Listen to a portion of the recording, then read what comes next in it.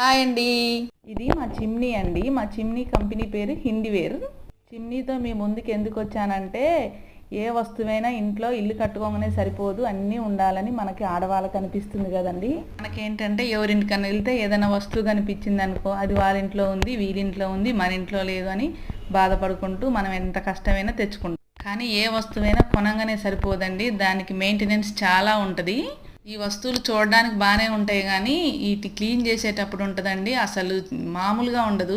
ఒక 2-3 నెలలు అయిందనుకోండి, మొత్తం జిడ్డు బట్టి గమ్ముగా ఉంటుంది. వాటిని క్లీన్ చేయాలంటే ఎంతసేపు పట్టుద్దోనండి. ఒక రోజు మొత్తం నానబెట్టి వాటిని బ్రష్ వేసి రుద్దితే ఇట్లా తయారైనాయి.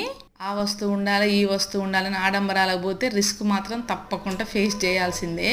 ఇల్లు కట్టుకోగానే సరిపోదు, ఇల్లుకి తగ్గ వస్తువులు ఉండాలనుకుంటాం కానీ అంత అవసరం లేదనిపిస్తుందండి ఇవన్నీ చేసేటప్పుడు. మన చిన్నప్పుడు ఇవన్నీ ఉన్నాయా అండి? ఏం చేస్తాం, కాలంతో పాటు నడవాలి అంతే మరి.